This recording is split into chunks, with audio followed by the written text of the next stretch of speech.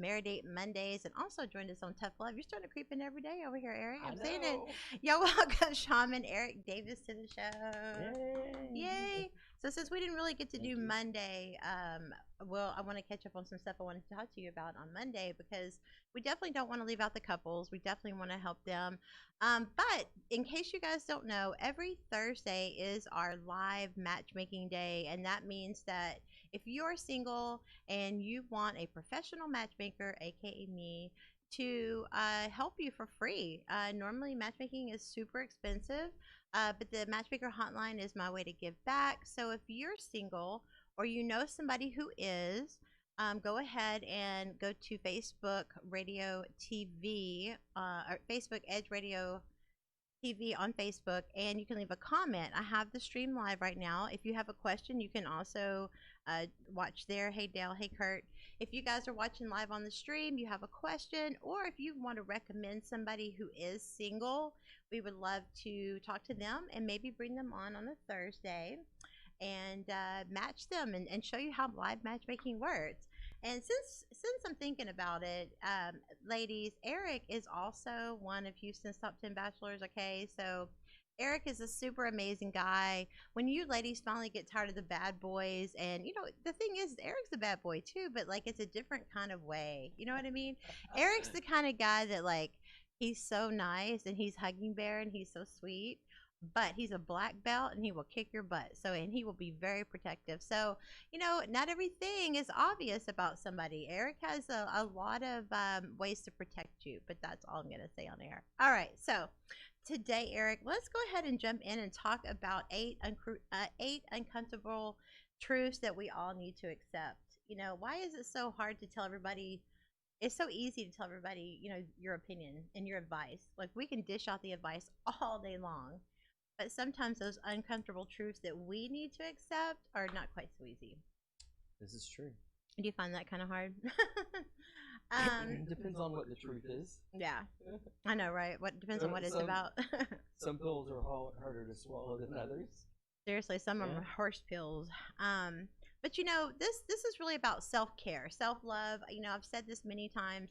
Self-love is the best love that leads to the healthy love. And if you don't love yourself, you truly can't get the best because you don't believe you deserve it, and you will attract kind of where you're at in life, you know. And I think people truly are those mirrors to you, so that if you are in a bad relationship or you're thinking about leaving a relationship, the fact that you're thinking about leaving a relationship is a huge clue on the direction of that. But I want to give you some tips today to kind of help you along with the self-love journey, so that you can understand, and maybe this will help you make some decisions on some things you need to decide for yourself right now. The number one thing, the first uncomfortable truth that we need to talk about today is that happiness is where you are now, or it's nowhere at all. It's not that new relationship or a new job or a new car or a new house, or a completed goal even, until you give up the idea that it is going to be happiness is somewhere else, with someone else, in something else. It will never be where you are. Because especially this has a lot to do with money, and we talked about this a little bit yesterday. And I noticed that when I go to like the date coaching side of matchmaking, a lot of times people don't need matchmaking as much as they truly need date coaching. They need to understand that they are the problem, they are the common denominator, they are the reason that they keep attracting the same type, same kind of guy or girl, whatever, you know what I mean? And the thing is that a lot of people look at it like, oh, if I just get this next girlfriend, it's going to make me whole. Or if I get this next job, it's going to make me whole. And especially if it's money, hey, I'm a hustler to the core and I love money. But you know what? If it's all about the next money, you know, you can't enjoy like this accomplishment. I know people that will go land a huge deal and literally refuse to celebrate. Like it's kind of like, okay, well, yeah, but I'm going to keep my head down and I'm going to keep going. And I get it. But it really is about balance. Yeah. And if you feel like you're not going to be happy until you get the next deal and the next deal, you're going to look up at 80 years old and you've missed your whole life. And I used to think that was so cheesy, Eric, when people would say, oh, it's the present is a gift. It is. In today's world, the gift is the present. It is. I mean, is tomorrow guaranteed? This world's a little, I don't know. What do you think about all this, Eric? What do you recommend? I like to plan as if I'm going to live forever. But I like to live my life as if this is my last day. Yeah. But I do plan forever. But in almost every moment, I'm living my life as if this could be my last day. Who have I not reached out to? What friend or family member have I not checked in on or connected recently? Well, no, not tomorrow. I'm gonna do that right now. Yeah. You know, have I been wanting to go sit at the pond or the creek or the river and meditate? Oh yeah, I've been wanting to do that a week. Why didn't I do it a week ago? I'm gonna go do that this afternoon or this evening or tomorrow morning at 4 a.m. or whenever. And Don't call me at 4 a.m. Oh, I'm gonna call you at 4 a.m. Let's go meditate. I am not gonna answer. I'm gonna be just going to sleep, Eric. That's not gonna work. Well, for then me. I'll call you at 2. Yeah. Okay. Good luck getting me out of the house. So anyway, I try to live like it's my last day, but again, plan forever. Yeah. So. This is something that might shock you for me to say this, shock you to hear me say this, but number 2 is quitting is for winners. A lot of people think quitting is for losers. But, one of the first questions that the Comedy Bible asked me when I first started doing comedy 10 years ago was, when are you going to quit? And it was like, how offensive. Like, why would they even say that, But the reality of it is, even Jerry Seinfeld said it takes 10 years to even know if you want to do comedy. And now that I'm at that 10-year mark, I get it. Because your message changes, who you are changes. And it's really about, if you don't have, it is so hard to break into that world that if you don't have a true passion and love for that kind of thing, you're going to quit anyway. But the thing is, quitting is for winners. Contrary to popular opinion, quitting is for winners. It's because it's about knowing when to quit, change direction, leave a toxic situation, demand more in life, give up on something that isn't working and move on. And it's very important that we all have the skill to, for people that understand that people who win at life all seem to have. They know when to quit. And but don't quit because it's hard. Quit because it sucks. There's a big difference. If it's not bringing you joy and happiness and adding fulfillment to your life or funds to your wallet or whatever it is that motivates you, it's okay. The thing is that Ford and Hershey both filed bankruptcy 7 times before they became Ford that you drive and Hershey that you eat, but you know who they are, right? You can't miss them. That was their passion. That was their passion. And if it is your passion, you won't. It's not about quitting. It's about, I had somebody approach me and she said, with what I'm trying to do with Meridate and cure the divorce rate and launch my private social club this year, and she just kind of looked at me and she goes, there's more than one way to do that. And it's so funny. We're so hell bent in our vision, and and it takes so, especially when you're creating something out of scratch. You have to. It's so hard to open your mind to other people's ways to doing it. But sometimes you need to quit being a hard-headed, stubborn know-it-all. Sometimes you gotta be open-minded to other people's ideas, because maybe God sent that person in your life to help you bypass 2 or 3 years that you could have just taken a suggestion and made a different result. So knowing when to quit is super important. You have anything you want to add to that?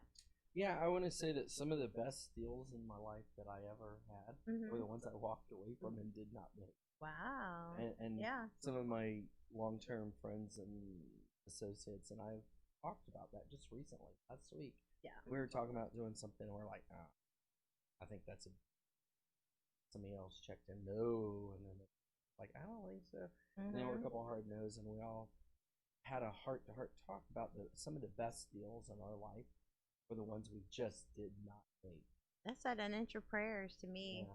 I mean, I think if you go against your intuition, I've always felt like that first gut instinct, that first intuition, we need to listen to our gut as much as we listen to our mind and our heart. You know what I mean? Yeah. That gut instinct is usually right. Yes. It usually is. And usually anything, when you start listening to that second voice, which is the fear, it can protect you, but it also can get you caught up in a mess. Last night in one of my classes that I teach, we were talking about exactly that. How to differentiate intuition and ego. Oh, amen. Intuition is divine. It feels good right there. It feels so good right there that it feels good everywhere. Yeah. Ego is when you think, oh, this is really going to look good. Exactly. This is going to sound good. This is going to impress people. Exactly. And that's the difference between ego and intuition. And that's the difference between real love and fake. When we did the total package awards for the last 5 years, people would always kind of get turned off when I'd say I'm honoring Houston's top 20 power couples, and they're like, what does that mean? Are you honoring them because they're rich? Like, what is that about? And I'm like, no, it's the power it takes to stay together through all these things. Look at all these divorce requests that are coming in through COVID right now. All right. And the thing about it is those are the relationships, in my opinion, that did not have that strong foundation of friendship and honesty and open communication. Because if you're breaking down during a pandemic, that's like when you should cling to each other more during those hardships.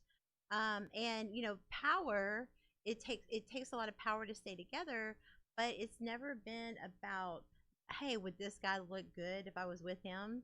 Would she make me look better? And that's the thing. So many times, like even my son who's 21, and I'm trying to school him on dating and how to pick a woman now, and he's like, oh, she's so fine. I have a baby with her, and I'm like, quit playing. He's playing, Oh, but I'm like, boy, that girl is gonna raise your kids. You right. got to think about that as a mother of your children too. Right. So it's the things that we're groomed from the time we're young to pick, which is basically ego based things. Will it make me look good? Well, it boosts my ego, will give me confidence. And that's what we're trying to teach you today, guys, that anything that you have to have in order to be happy can be used against you, make you miserable. And that ego, your self-love journey is not anything external. Everything is internal. Nothing external in the world will give Yes. you that kind of happiness. Absolutely. Because if you can lose it, if you're in a relationship and you can lose it, it will change your relationship. If the whole thing is like, we're a power couple, and we drive these cars and we live in these neighborhoods, and then God forbid you lose that stuff, I bet you your relationship will crumble as well, because you haven't done the work to understand that your worth is internal and not external. We're going to take a quick break, you guys. When we come back, we're going to finish talking about 6 more tips on 6 more uncomfortable truths that we need to talk about so we can help you on your self-love journey. If you have any questions, go ahead and go to our Edge Radio TV page on Facebook. Write in on the comments. I'll be glad to read your questions on air. If we pick your questions, we will send you a travel certificate courtesy of Maridate.com. We'll be back in 2 minutes here on the Matchmaker Hotline on Edge Radio.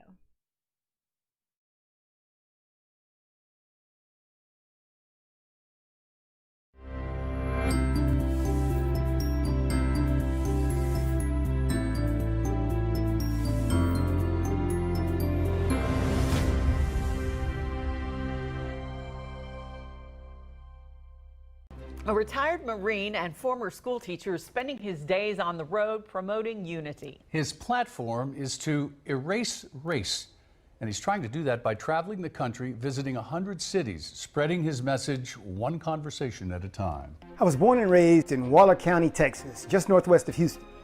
As a child of the 60s civil rights era, I lived in a city that was probably 100% black at the time, and that city, Prairie View, Texas, had an educational background that far exceeded the national average.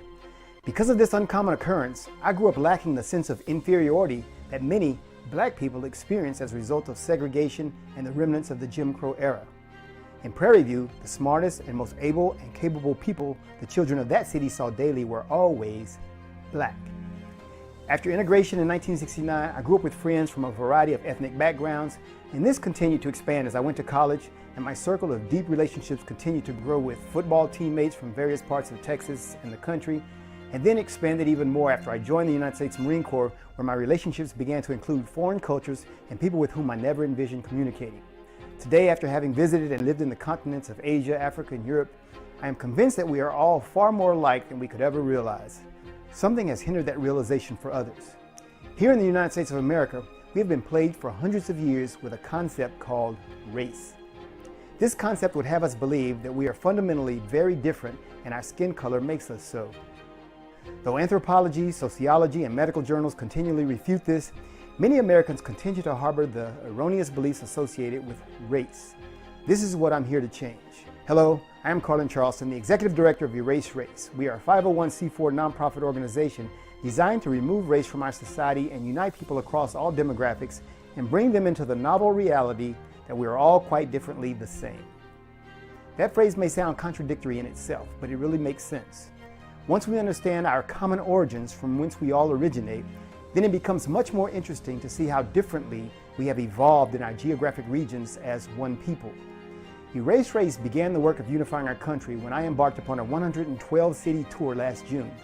Driving the Unity van from coast to coast and from north to south, the thrill of visiting the 48 contiguous states and meeting people I would have never met otherwise was simply amazing. From Baton Rouge to Boston and from Philadelphia to Phoenix, I became more American every day as I met the people that make up this great country, and that is where I want to take you. This is city number 76. Shaking hands, visiting people and places, striving for unity as a human race. It has really been phenomenal. Number one, to travel the country and go to different places in our country and meet the people is what most Americans need to do. He said there have been surprising interactions, even poignant moments, stopping along sites of historic importance like the Liberty Bell and Harriet Tubman's home. He'll make his final stop in December, but his work will be far from done. Carlin's life is the American Unity Movement, and he's hopeful one day soon people truly won't be judged by the color of their skin, but by the content of their character. That's my vision, that we have people, and we can then respect people and live with people.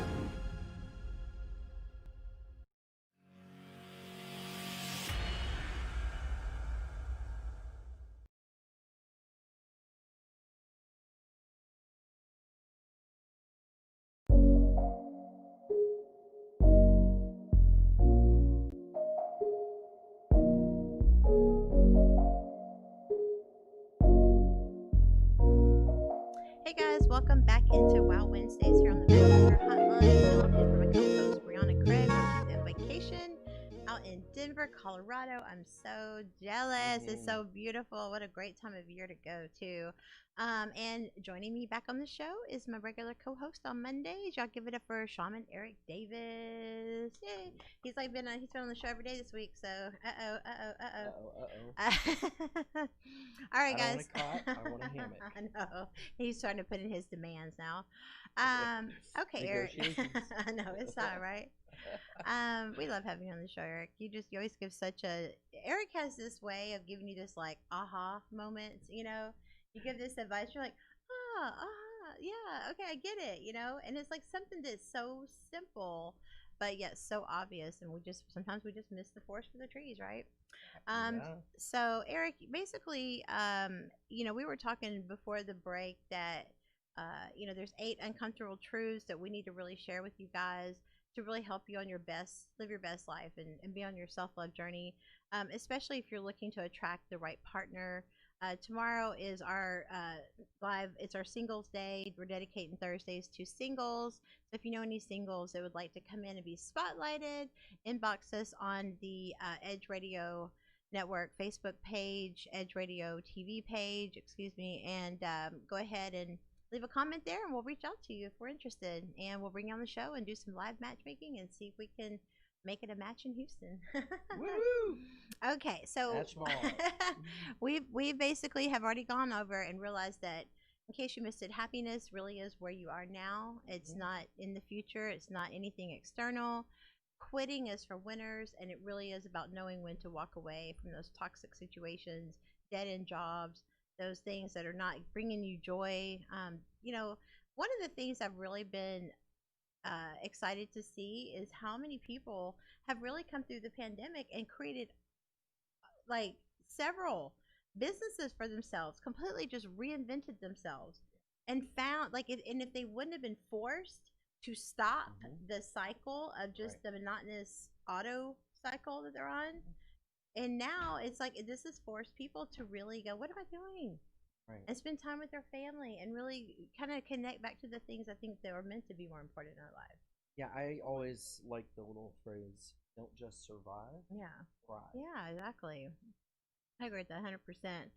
This next uncomfortable truth we're going to discuss has been something I've dealt with. I'm sure Eric, there's probably not a person in the studio that hasn't dealt with this at some point, or any human in life. Number 3, uncomfortable truth is that if they really wanted to, they would. Ooh, Everybody's Oh, like, yeah. oh yeah, I remember that one. Most Oh, people, yeah. most people can probably think of an instant person that comes to mind when you hear that kind of stuff. I do smiles over there off camera. If they wanted to, they would. People do what they want to do, and people do what you let them. I live by those two rules. It makes life so easy. But because if you apply pressure, and then they'll do what you want them to do. If you would actually just take the pressure off, you'll see what they would rather do. Because to me, it's no fun. Like if I have to make you do something, it takes all of the fun out of it. And quite frankly, guys, if it's a guy doing it to a girl, you're working against her basic blueprint to feel wanted. So if you're sitting here and she has to make you go out or make you spend time or make you do the things that she could naturally get from anyone else, the thing at the end of the day is never waste your life fighting with someone what someone would rather do. Whether it's an addiction and they pick addiction over you, you have to understand that addiction has a control on their life. Some addictions are worse than others. I need to go to AA for Dr. Pepper. I can tell you right now, like that is my addiction.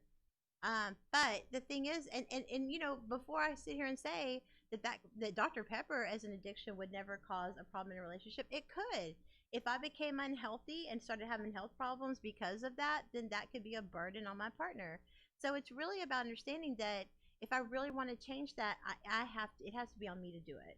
And at the end of the day, if people don't want to get help for their addictions, drinking, drugs, whatever those are, sex addiction, porn addiction, whatever it is that, I'm not saying that porn is bad, to each their own. I'm saying that if it becomes a problem in your relationship, to me, I think you should make your own porns, have fun with that. Don't release them. We're not doing that, none of that trash. But I'm just saying you can have fun and spice it up in those kind of ways. But at the end of the day, I promise you, because I'm living from personal experience, let them go, move on, and do better. And realize that your destiny is never tied to that person anyway. And sometimes, until you heal those worth issues in you, you're going to accept certain things that if you were healed, you would know better. You would know that you deserve better. Absolutely. And, has that been something you've dealt with too, Eric? Yeah, I stayed way too long, way too many times, and too many situations that I would rather not admit. Not really. I don't mind admitting. I joke about it. I don't mind. Happy to. Yeah. I've learned, I've grown. And I look for help here. How do you look for that now? Well, whenever somebody says, hey, I'm interested in dating you, I say, okay, well, let's explore the potential of dating. Yeah. Why? It's easier to get out of that. And if you're going to find out just how crazy this person is, let's find out before you've had sex. Because when you have sex, amen. It seems to magnify the crazy times 10. When they come out, it's 10 twice or 10 times worse after that.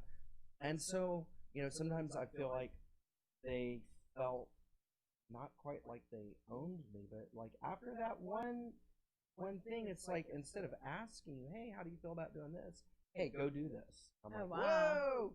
Ask me to do whatever, and I'll do it. Yeah. But don't just demand things from me, because you hit my trigger, I'm stubborn. Demand something from me, and my trigger, I'm stubborn. It's just I was talking to Martin about that last night, about how, like, when I catch myself pulling away from people, and it's usually because there's something to do with that kind of force situation. You know what I mean? Yeah. It's like, don't try to force me or bully me or put me up against the wall. Right. Like, that's not cool. Like, at the end of the day, do better and move on. Okay. Yeah, and jokingly telling me to do something is not that way. Like, I have a couple friends where if one of us is going on a cool trip or to Galveston or on a vacation, hey, send me 1,000 pictures. Yeah. We don't really mean send me 1,000 pictures. We're just saying, have fun. Yeah, have fun with it. Whatever. Yeah. That's just like a joke for us. So I wouldn't take something like that as telling me what to do. Yeah. But hey, how do you feel like picking up some food, or how do you feel like washing the dishes? I already washed them. Yeah. But it goes to go wash the dishes, or hey, the dishes need to be washed. Wait a minute, just ask me. Don't tell me. You know, and ladies, I don't work for you. That's right. At least leave a tip by the bed. You know? No, I'm kidding. But you know, ladies, you're also working against a man's basic blueprint to be a hunter when you're chasing him. You never see a deer lay down in front of a lion. That's all I'm gonna say. So see, I'm kind of the opposite like Mhm. that. Looking back and having had conversations with women that did chase me, Yeah. I didn't even know they were interested in me romantically. I just thought they were like wanting to be buddies and pals and go hang out and go eat and catch movies and do things together. I missed it. I mean, I'm not always. Good thing I corrected you to where you can think a little differently. I know, I'm starting to catch the hints now a little bit better.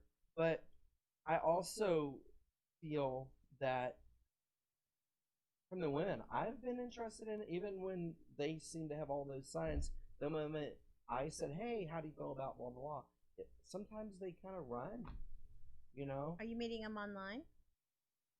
Oh, I mean, this is before my Facebook got hammered by online requests. Oh my God, Eric had like what 400 and something women Like I've reach had out to almost him. 800 or 900. You big stud. 800 or 900 friend requests since 3 days before I started this show with you. Isn't that something? And it was like I had maybe 100 before I came on the show, so part of it was probably the show, but something happened. It's like, I don't know.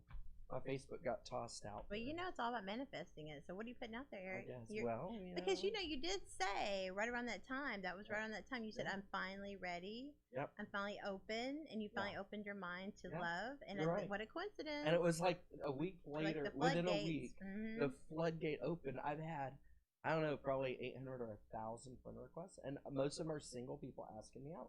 Wow. And so I like, oh yeah, this is a computer, this is a scam, and there have been a few scams that were, oh hey, I'm selling widgets for the kids in some other country. Yeah.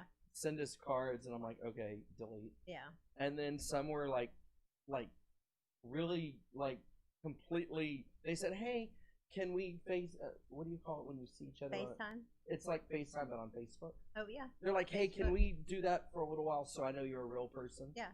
I'm like, but you sent me a friend request. They're like, yeah, but I just want to make sure we're real people. I'm like, okay. And you click on and like they're butt naked showing you all their stuff. And I'm like, whoa. Wow. Okay, hold on.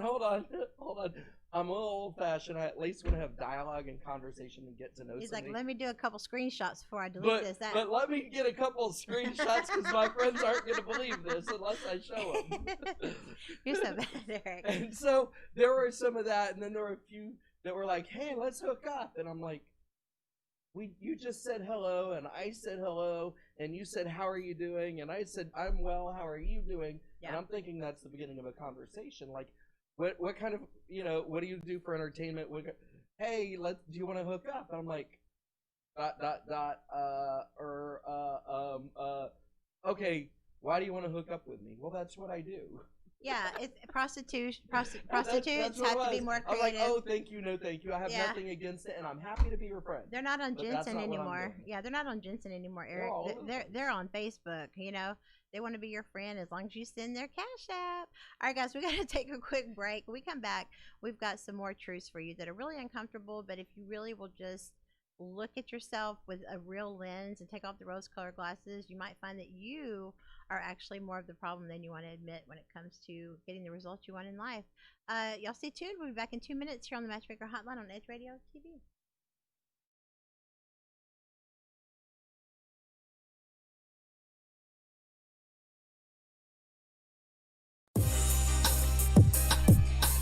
Well, hello out there. Hey, my name is Dwayne Hines with Real Talk Real Estate, along with my sidekick, Damian Hughes. Hey, and we are the double D's of real estate.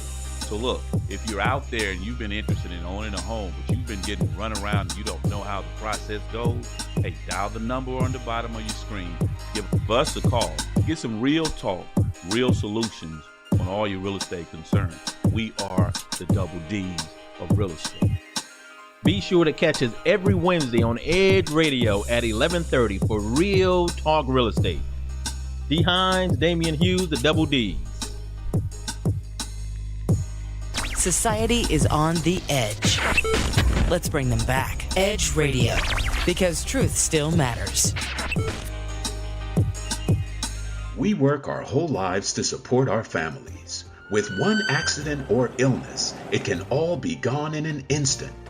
Now there's a smart, affordable way to protect your family. Go to findhealthbenefits.com and discover low-cost life insurance for as little as $2 per month. Add to that a tax-deferred annuity that can help you protect your assets and grow your money for retirement. Learn more. Go to findhealthbenefits.com or call 877-235-6094. A critical illness can strike without warning and wipe out your life savings. In fact, it's the #1 reason for bankruptcy. Find Health Benefits offers an affordable solution. Get up to $50,000 if you get cancer, stroke, or a heart attack, giving you the peace of mind to focus on getting better while the plan helps you to pay your bills and medical expenses. Learn more. Go to findhealthbenefits.com or call 877-235-6094. 66% of seniors spend more time shopping for cable TV than Medicare plans. Most say because it's just too confusing. Laws change every year. The wrong plan could cost you thousands and prevent you from seeing the doctors you want. Introducing FindHealthBenefits.com. Save time, save money, see specialists without referrals. Go to FindHealthBenefits.com or call 877-235-6094 for this informative brochure. Society is on the edge. Let's bring them back. Edge Radio, because truth still matters.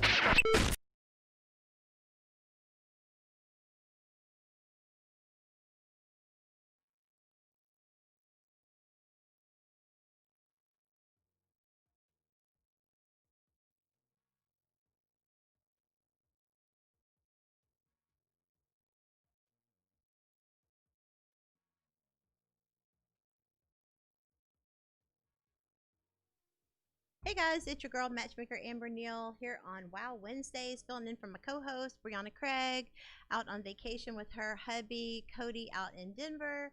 Joining me today is my Monday co-host Shaman Eric Davis. Welcome back to the show.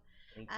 In case you guys missed it, we've been talking about 8 uncomfortable truths that you really need to hear to change your life, because self-love is the best love that leads to the healthy love. So if you're looking for love, you're looking to get out of these situations, one of the things that we've talked about, in case you missed it, is that happiness is where you are now, or nowhere at all. If it's always something else external or the next thing is going to make you happy, then you're going to totally miss the present, and it is truly a gift.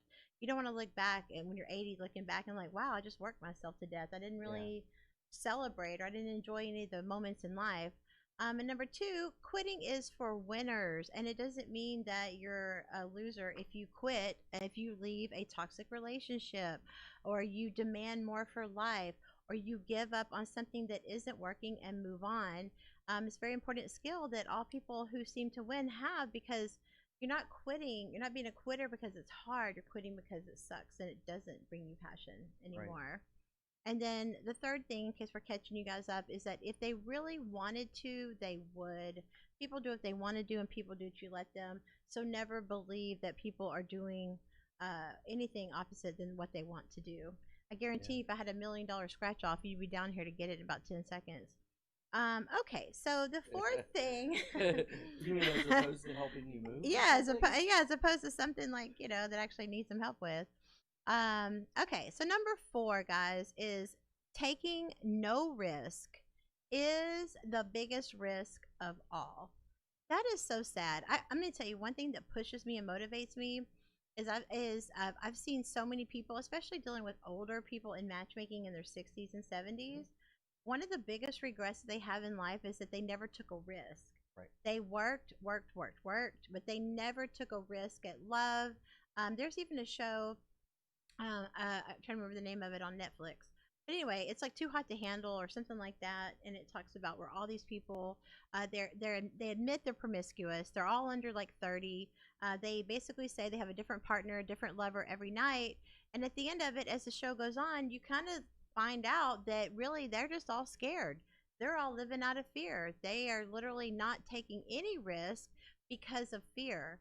And that's one thing we talked about before, is you're living out of fear or what? Yeah, I think from what I just heard, I haven't seen the show or heard about it, but it sounds like maybe they're afraid to catch feelings. Yeah, absolutely are afraid. And I think I'm more afraid not to catch. I think, yeah, to me, it horrifies me. It's not that, I mean, I am happy. I can be alone. Like, and I think that's the first thing you have to master on your self-love journey is being comfortable alone, not being with someone else. Something or someone or some career or some title is going to give you that worth and that value you need. You need to be okay alone in your skin, in the quiet, with no distractions, no noise, nothing. So many couples I've seen will it's like they can't just alone. You know what I mean? It's like as long as we're doing something and spending money and we're kind of like a distraction, entertaining ourselves, we're having fun. But can you be alone and say you're happy? Because that's what this is really about. Is that self-love is the best love to lead to the healthy love. I think the more you enjoy your own company, and the more you enjoy being by yourself or doing things by yourself, going out to dinner by yourself, going to Galveston and sitting on the seawall or at the beach by yourself, and not where you're running around like a social butterfly meeting lots of people. Yeah. But going and just sitting there by yourself, no radio, no music, phone, no nothing, phone, quiet. and you just enjoy that silence and that process of thinking, Connect with being nature. with yourself. You know, the best way to get to know yourself is to be with yourself. That's right. And once you get comfortable and feel safe and secure, content, happy, and joyful alone, you're going to draw lots of people in. Yeah, you will. They're going to feel that, and they're going to want to taste of that. Energy is a magnet, you know, and the thing is that that's why I tell ladies, you know, people are always thinking like a part of a man is better than no man, or like, you know, no, it's not. Like, you're better off to be by yourself than to be with a part of a man, or, you know, whatever, however you date. Your partner should not bring you down. They should add value to your life. And I think that, you know, a lot of people literally just settle for anything, but if they really knew their worth, they would know they deserve so much better than that. Yeah, once you realize your self-worth, and you as a man, you realize your worth isn't how big your bank account, what kind of car you drive, how many women you bang, dress, how many women you can trick or coerce or blow smoke up their butts to get in the bed. And as a woman, when you realize no matter how nice and pretty your boobs are, they don't count. Right. No matter how nice your butt is, it doesn't count either. Right. No matter how nice your legs are, that doesn't count. When you realize this and this is what counts, when you realize your mind, your heart, your spirit, and your soul are what counts, and you find somebody, whether you're male or female, female, male, whatever your choices are, when you realize that and you realize you're not going to settle for less than that, you're in the top 1% of healthy and happy in a relationship. The relationship where you're into a woman because of her looks, I promise you those looks aren't going to stay the same. The looks are going to fade, and that's why I even tell people, everybody wants to, you know, oh, you're a millionaire matchmaker. Oh, I want a millionaire. That's what people always say. Oh, can you give me a millionaire? Can you get me a millionaire? First of all, do you look like that forever? Right, exactly. Because the thing you need to understand about, you know, a lot of these guys that are super, super wealthy, they upgrade their woman every 10 years. Now, some will marry for life and really mean it. But I'm just saying, it's kind of like they get the new toy, the new model. And some of them will stay married and just get a new toy or model on the side. A lot of them. You know, when you realize your looks will fade, and when you realize eventually she's not going to care about how much money you have, or maybe she will, or maybe she won't, then you want depth. Those are the depth comes from the heart, the mind, and the spirit.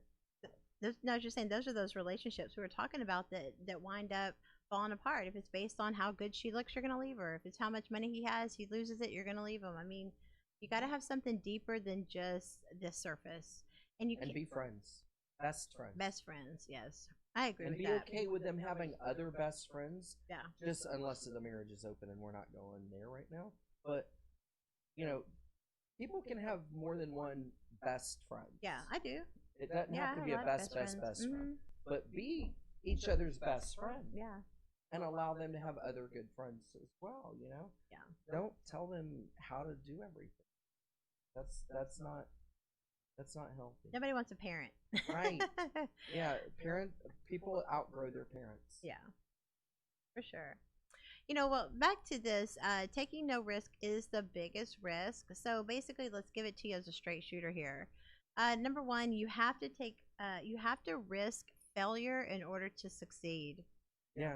That's. I'm gonna tell y'all. Doing comedy for 10 years, I honestly can't even believe that I've done it because I'm so introverted. Like one-on-one, I'll talk your ear off, but actually getting in front of a room full of hundreds of people and they're all staring at you, and it's not like conversational. They're staring at you, and you can't really see everybody because of the lights. But it's just that it's so scary. And when you first start doing comedy, one of the things that I did was I would talk over my punchlines because I would be so scared to hear the silence. I would be so scared that they wouldn't laugh that I would just talk over the punchline and talk over the funny part. And then I had a comedy mentor, Touche Jackson, rest in peace. He was basically telling me, you write in the silence. Yes. And I was like, that's what? Where the depth of humor can come from, is in that silence. Yeah. And I've noticed even in the silence, so I started kind of testing that, and he's like, you teach them when to laugh. And so I would say something, and that was my punchline.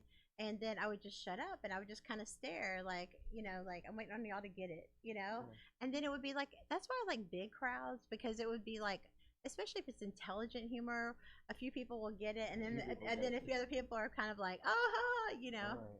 But the thing is, you have to learn to improv. You have to learn, if that isn't funny or you don't get the joke you want, then you got to make fun of yourself or say something else like to keep it going. But the thing is that you have to risk failure in order to succeed. And I remember the first time I walked on stage at the Improv, I did an open mic, and then the second time I went straight to the Improv, did the Fresh Faces of Comedy, and I face planted. I mean, I took a nosedive. No. I'm walking up the stairs. They call me. I have 3 minutes, and I'm like, boom, and I'm like, bam, and I mean, I just straight up face planted on the stairs. And I remember hearing God in my ear saying, "How bad do you want it?" And I was like, what? Okay. And so I hadn't drank anything that night because Maybe you should have. maybe I should have. My legs were so spaghetti. You ever been so nervous your legs are like literally spaghetti? But I got up and I'm like, woo, I had one too many to drink and just kind of played it off. But you've got to risk failure in order to succeed. And I had a great set, and I wound up getting booked to do a TV show right after that. But it was, if I wouldn't have risked it, like especially being introverted, if you only knew how painfully introverted I am, you would understand how hard that was. The hardest thing I could ever imagine doing outside of jumping out of a perfectly good airplane. Hey, that's fun. Gotta try it sometime. I've been saying for years I was gonna do it. I'm just like, I don't know, but I want to touch on the awkward silence. Yeah. A lot of people laugh at awkward, right? Yeah, totally. And a lot of people find silence awkward. So when you sit with the awkward of silence, that right there will make people laugh. I've seen comedians finish a joke, and then they just stand there and smile at the audience. And I'm like, did he forget his line? But when they stand there long enough and say nothing, the audience will come unglued, laughing about nothing or about the awkward silence. It is. And then he or she has 5 minutes of jokes about that situation. It's true. So, yeah, you got to be able to wonderful. like roll with the punches and play with it, because every stage is different. But you also have to risk rejection to be accepted. And then you also have to risk heartbreak to love, because you cannot get to the real love until you allow the V word to creep in. Vulnerability. You got to be vulnerable. That's it. Vulnerability should be a 4-letter word. I mean, I wish we could shorten it to you gotta be vulnerable or something. Now, my parents said stay away from them. They were 4-letter words. But seriously, vulnerability. Whoo! I mean, it's easy to get to that infatuation stage. Oh, I love you. Oh, I love you, and you just think you're so in love. And then when you get to that dissolution stage, and you're like, hold up, Hold the phone. hold on, this is not what I thought it was. And then if you can get through the negotiations, man, you might really be onto some true love there. But you've got to risk it. You've got to risk the heartbreak to do it. And if you're always avoiding a risk, you're risking missing out on life. Okay, so here's number 5. Some just real advice for you guys today. I've learned in my own life. I'm not giving y'all advice on anything I haven't done personally myself. I went on a huge self-love journey in 2019, and I really had to get real with myself. And in order to do that, I had to do number 5. Number 5 is to call yourself out. Yeah. The most common reason that people keep making the same mistakes over and over again is because their insecure ego prevents them from taking responsibility for their own bullshit, their own toxic traits, and their own mistakes. You have to call yourself out. Calling yourself out doesn't mean that you care. Calling yourself out means that you care more about your future and your progress, and your happiness than just protecting your ego. Yeah, and when you get a grip on your ego and you step into your own power and feel sovereign, Yes. and your sovereignty says, I take inventory, I do introspection, and I look at how I handled situations yesterday. I handled them with kindness, compassion, and love and divinity, except for this one or these 2 or 3. Yeah. But then I apologized, or I worked on healing that facet of myself. You feel sovereign, and you feel that your connection with the divine is solid, and you feel good about yourself. And when you feel good about yourself, somebody can come up and tell you what a crappy person you are, and you say, "Are you finished?" Yeah. I'm grateful that we're close enough for you to tell me how you really feel. Yeah. Thank you for your authenticity. Yeah. Have a good day. I'm gonna go over here now. And you don't take that so personally, because everything everybody says is totally about themselves. It's their own projection. Yeah, the ego is like kind of how you see yourself. And if your parent or you didn't have a parent, and they or mentally or emotionally or verbally abusive or absent or whatever the case may be, a lot of times you're fighting against that ghost and that memory. And I've seen so many people I've heard say that they did not actually heal from a parent that was rough with them until they passed. That's when they finally got that peace, especially for people that felt like they always had to feel like they weren't good enough with their parent, and they were able to get that. Yeah. And I think it's so crazy. But the thing is, you guys, once you get to a certain age, you realize it's all a choice. Once you turn 18, it's no longer your parents' fault. Yeah, that's right. It's your and choice. You may be able to kind of hold on to that until you're 21 or 25, but at some point, it's your issue, because you haven't done your introspection and you haven't worked on self-awareness and taken a look at yourself on an introspective level to see what works and what doesn't in your world. How is this healthy and how is this toxic? Get rid of the toxic. Heal the toxic. The thing, Eric, is that when you turn on TV and music and all of it, this whole culture is a selfish, selfie, me based. This generation, from a dating standpoint, it's cool not to catch feelings. It's actually you look like a lame if you actually do catch feelings. But the reality of it is that 99% of y'all are lame because you're just following the masses that are telling you what to feel and do and think. Think for yourself. We are not hardwired to just be walk around emotionless, unattached creatures. We are social beings. We are hardwired to love each other and connect and procreate and have families and have community. Like, we're not hardwired the way that culture is trying to teach you the opposite of how it really should be. And so just understand that your ego, back to what is the difference between intuition and ego, and you also got to add ego and programming, because sometimes you'll think, oh, this is my intuition. Maybe it's not my intuition that my man's cheating. Maybe it's my intuition that my mom said all men are dogs and that all men cheat, and that's what I really am thinking. Toxic programming. Toxic programming. So you got to really evaluate your whole belief systems and what you think when you get to that age of deciding for yourself, because it might just be the toxic programming. And toxic programming is real. Oh, absolutely. Absolutely. I mean, it's just living proof. Okay, so Number 6. This one is going to be, I'm hoping this will give some of you guys closure. Some of you guys hold on to ex relationships. If you're not, there's this saying, if you're holding on to something bad, you're not open to receive. And back to energy, you may not think that, oh, I'm holding on to this toxic entanglement, situationship, booty call, temporary, affair, mistress, whatever it is that you're doing, is negative energy and not your authentic best life. When you're holding on to that crap, the truly the energy is will be felt. So even if I'm over here and I'm messing with an entanglement that's got my energy, because it feels yucky and you can't manifest until you're in that gratitude. If you're in this yucky energy with somebody that you have no business entangling yourself with, you literally could have walked past the person of your dreams, but your energy gave off to their energy on a much higher level that you're not energetically right. You're not emotionally available.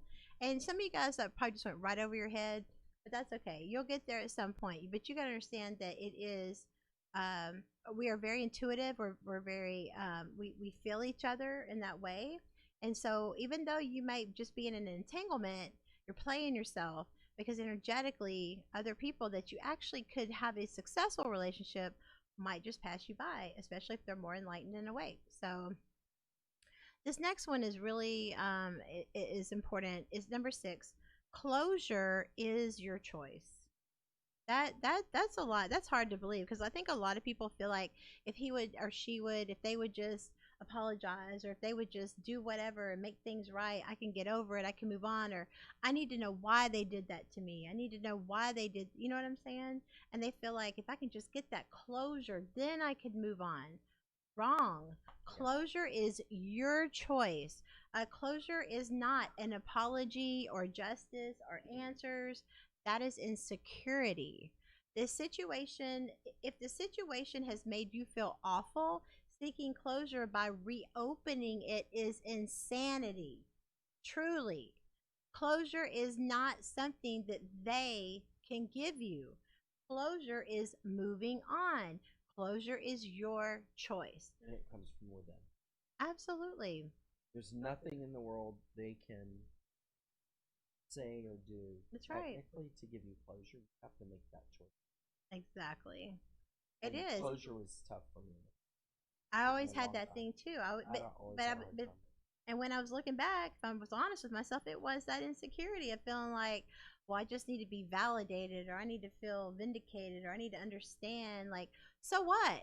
Sometimes people are just a piece of shit, and that's just what they are. And you can make excuses for them all day long. But, at the end of the day, you're not going to get that closure from them. You can't expect somebody, especially like a narcissist, who will never admit that it's their fault and will actually go into a counter attack mode to make sure people think it's not them. You're not going to get it. You're not. Just be okay with, look at them from a spiritual viewpoint of, I feel sorry for you. Like that's really sad that you're that jaded and that damaged. Go heal. And that's how I knew when I was healing, or when I was really getting to that healed place, was when people would do me wrong and I wouldn't react the way I used to react. I'm like, you know what? That's on you. And vengeance is God's. Like, I let God work it all out, because at the end of the day, karma is very real. And sometimes karma runs over dogma. Oh, yes, exactly. It's true, though. And as we heal, we no longer give our power away to others and get upset when they do things that are inappropriate. That's right. We just choose to love them from a greater distance. Yeah. I always think about you, Eric, when I'm always trying to make a decision not to lose my temper. Because Eric is just so unconditional love, and it's like, man, that's what I'm really focusing on in my journey. Is now that I've gone through that healing, it's like, okay, now you still want to improve yourself.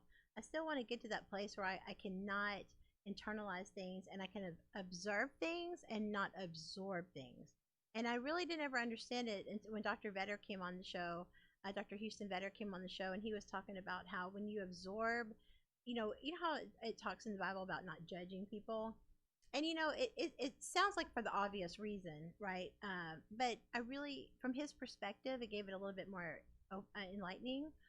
He was just saying that when you judge a situation, when you're absorbing the energy and judging it instead of observing it and just being neutral about it, then that's when you get stuck in that emotion. Yeah. And so when you're over here like, I just need closure, and they did me so wrong, and they owe me, and I'm entitled to feel mad, and I'm entitled to feel, so you're literally choosing to stay in a energy that is toxic to yourself. Yeah, and when you want closure, sometimes that's a form of holding on. Yeah, or not letting go. Exactly. And if a person terminates a relationship, sometimes just let that be the closure. They chose not to be there anymore. We're not glued to each other, guys. God did not glue us to each other. And it goes back to the beginning of what we talked about. If you have to make somebody be there with you, is it really that fun? Is that really what you want? Right. And then this number 7 is, if you're happy alone, you'll be happier together. Because there's no type of affection that can fill a void in the person who doesn't love themselves already. Trust me, I know. There is no independence in independency. There is no personal security in attaching yourself to a secure person. And until you have a healthy relationship with yourself, you won't make healthy decisions with someone else. Right. That's very true. It's just, you can't love someone into wholeness. You can't love someone into healthy. Just like me, just like you, we all have to do the work to heal ourselves so that we can attract the right person. And then, okay, do you have something? Yeah, you also can't love somebody so much, kind of like what you were saying, to love them into a relationship. You also can't love them so much to rescue. Amen. No more build-a-boos. Yeah, no more build-a-boos. If they have some form of destructive behavior of many types, giving them lots of love isn't really always the end-all answer. Yeah. That was one of my biggest takeaways from the last 20 years. Yeah, You absolutely. can't just love somebody with a plethora of love and have them find their own self-love, not be destructive and destroy things. And then we got 2 minutes, but the last thing we're going to go over, and then we're going to come back and give you some advice too after the break. Number 8, it's not your job to fix damaged people. I mean, at the end of the day, your responsibility to help someone who will never outweigh their responsibility to help themselves. But it's worth asking yourself why you resonated so strongly with fixing someone that is so desperately needing fixing in the first place. Often our own toxic romantic and non-romantic attachments tell a story about an issue that we have within our own self. So I think you guys have kind of got the point with that today, that self-love is not external, and you got to do the work, and people do what they want to do, and people do what you let them. So we're going to take a quick break. We'll be back here on the Matchmaker Hotline in about 2 minutes on Edge Radio TV. Stay tuned.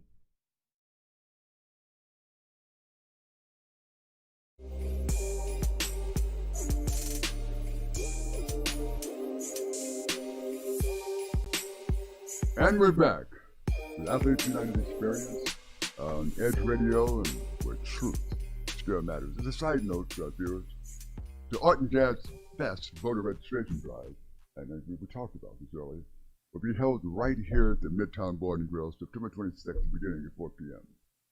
That is the Art Jazz Fest voter registration drive. So come on out, prepare to complete your civic duty, and vote your consciousness. Okay. As we broke, we're talking to Dr. Crystal Mark here, and she had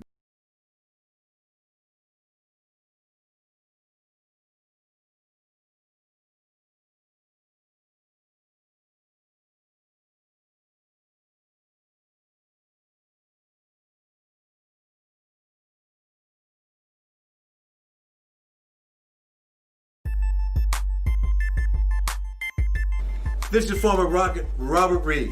This is Mel Jewell of Athletes United. And we want to talk to you about our new program and podcast We're talking about former athletes who are doing a lot of things in the community. Various athletes in various sports, swimming, track, soccer, football, baseball, you name it. Former and current athletes here in the greater Houston area. All promoting wellness, health, all promoting that which makes us all better. Of Edge Radio, truth still matters.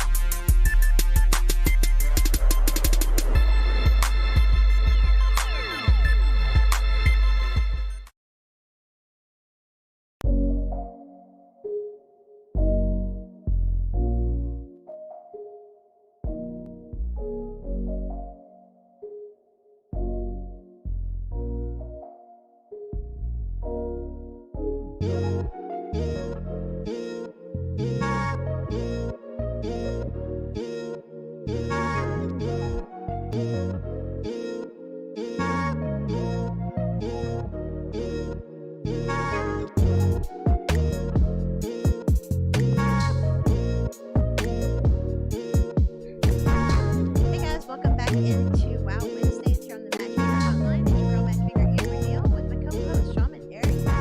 Filling in for Matchmaker Brianna Craig as she is out on vacation this week with her awesome husband Cody in Denver. Y'all send me lots of pictures. Okay, so hopefully you didn't miss it, but if you did, go back to the Edge Radio TV Facebook page and you can watch it from the beginning, where we are telling you all 8 tips of how you can really get past your own BS to really improve your life. I guess that's a better, shorter way to say it. I want to give you couples a little bit of advice today because we didn't get to do it on Monday. But there's ways that empathy creates stronger relationships. We've been talking about the ego, and really I've always said that I think the ego is truly the death of all relationships when it comes down to it, because you can't really operate out of your spirit when you're operating out of your ego. Yeah. And your ego will tell you, screw that person. Who cares what they want? You know? Literally, metaphorically. Yeah, seriously. But whether you want a stronger marriage, deeper friendships, or a closer bond with your family, empathy plays a vital role. Here are a few of the benefits that empathy can give your relationships. Number 1, if you really become invested in each other's lives, that's really big, because empathy helps you become a team in your relationships. Yeah. You work together on things that would otherwise be done alone. And how many times have you asked a friend, hey, how's that work project going? And then you get the simple reaction, good. Then the conversation moves on. What if you imagined yourself in your friend's position? You're at their work, getting their deadlines, and have a chance to prove how dependable they are. When we see something deeply from someone else's perspective, we become invested. Real investments make a team. Now that there's excitement when your friend tells you that things are going well, they in turn get excited about what's happening in your life too. What do you think, Eric? I want to throw a curveball on this one, or maybe even a corkscrew. So for me, I used to look at dependable, but now I evaluate a person's dependability as to what are they, a type A or are they a triple A, and are they doing so many things that a traffic jam or 2 extra red lights puts them behind schedule. Yeah. What I look for is communication. Okay. If they're not going to be there when they say they are, I just want to text, hey, 10 minutes late, hey, got to reschedule. That, to me, is way more important than them showing up every time we make plans. I agree. I mean, life happens. I mean, people can't always be there. But I think if when somebody has this project going on, and you're like, how's it going? Because so many times, especially I notice this in church, it's one of the reasons people have such a hard time getting some answers in church sometimes, because people go to church, how you doing, brother so-and-so? I'm good. How are you doing? I'm doing I'm wonderful. blessed. God is good. And God is good. But you know what? At the end of the day, no one brings the real. No one wants to come into church and tell their leader or their pastor or their Sunday school teacher, yeah, my husband and I are fighting over which porn to watch last night. Nobody ever wants. You can't say that in church. The thing is that Well, you could at keeping it some real. churches. I mean, I don't know, but the thing is that we're not trying to bash church. The thing what we're trying to say is that people are so surface level in the church of how you doing? I'm great, and how are you? I'm great, and everything. I'm blessed. But why don't people keep it real? Because nobody cares. There's no empathy. So I want to say something that I'm aware of exactly what you're saying, and I've found several ways to take a conversation deeper. Because for me, I mean, the surface stuff there's so much surface stuff everywhere I go. Yeah. That I'm like, oh, I just want depth. I want real connection. Real. And to me, yeah. surface is connection, but it's not with depth. Yeah, the small talk is. Ugh. How do you feel? When I say, hey, how are you doing? I go, God is great. I'm like, okay, I get that. How are you? Oh, I'm blessed. Then I'm like, okay, the $1 million question. How are you feeling right now? And what is going on in your life? I found that if you get direct eye contact with people and you like put them on the spot and ask a direct question, but how do you feel? How are you doing? Yes. Like, but how are you holding up? Yeah. Are you okay? Yeah. Like Meghan Markle, when she was going through all that harassment by the British media and everything, and one of the journalists asked her finally, he's like, well, how are you doing? How are you holding up? She's like, wow, no one's asked me that. Yeah, nobody cared. They Nobody just wanted cared. the drama. They just want the drama. And so let this be kind of that eye-opener today that, sometimes maybe go a little bit more, do a little bit more, find out a little bit more. I think people don't want to feel it's a one-sided relationship, friendship. If one person's doing all the effort and the other person's just letting them, so I think the person that is not getting what they need to really evaluate that friendship and decide what it means to them, because people do what they want to do at the end of the day. And I think that we just really need to this world could use a little bit more empathy. Yeah, if we could infuse kindness, compassion, empathy, and love into the water system of the world, seriously, hey, it would all be solved. But that wouldn't be good for the elite because they like drugs and money and war. So we're fighting against the principalities here, Eric. So that's not gonna happen. We could have a hug-a-thon war. There is one coming up, I believe. On National Hug Day, there's a rumor. Really? There is a rumor that on National Hug Day coming I up, heard about that. There's going to be a Hugging Bear Hug-a-thon. I heard that about that too. You heard about that, I did. Right? Uh-oh. I might know something leaked. about that. The yes, paparazzi I'm telling you. I told the paparazzi to keep it quiet. But hugs are good for you. They really are. I mean, they reduce your stress by so much. Okay, so number 2, ways that empathy creates stronger relationships is giving and getting more grace. I've said that so many times. If you would just give the grace that you want, or the mercy, it really makes you look at things totally different. Because what happens when we mess up? Because it's easy when they mess up. My dad, when I was a kid, one time, I don't remember, I was running for some kind of position. Yeah. And he says, I just want to sit down and have a heart-to-heart with you, son. And I said, okay, Dad. He says, one of the best bosses I ever had in my life taught me something very valuable. I think you're old enough to understand this, but I'm going to tell you whether you're old enough to get it or not. Right. I said, okay.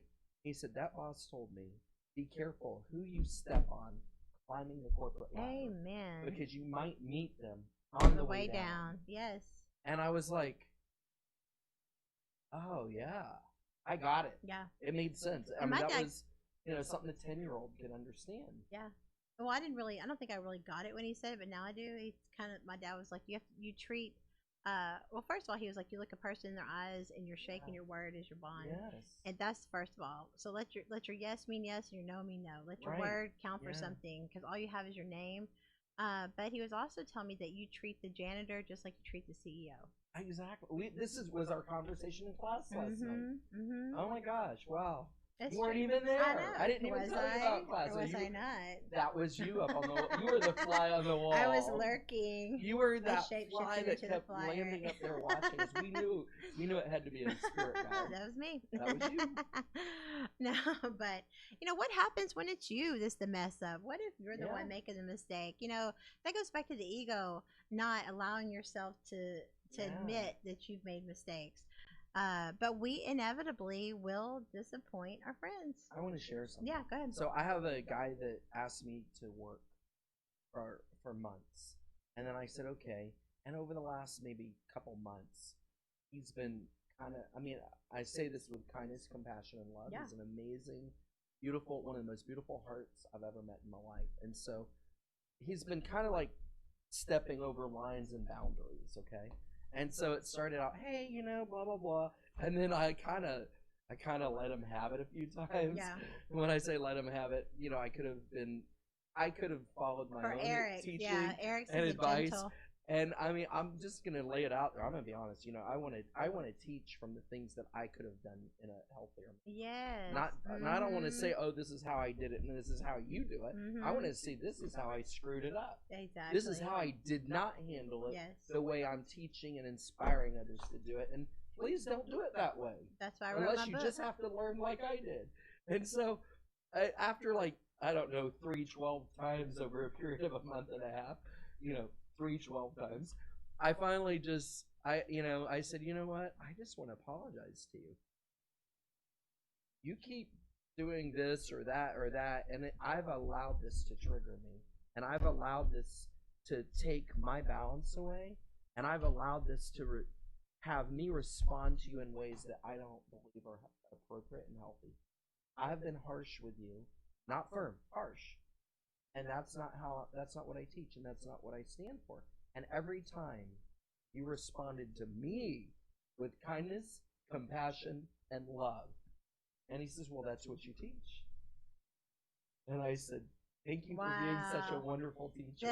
He goes, no, you're my teacher. I said, every time I've ever responded in a way that I don't like how I responded, you are my teacher by responding to me with kindness, compassion, and love. And that goes back to what we were saying earlier. Don't be so bullheaded, pig-headed, know-it-all, that you truly can learn from anyone. We all are each other's teachers. Yeah. You know, sometimes people are the expert in those areas, but that doesn't mean that you can't still learn. How boring would it be if we stopped learning?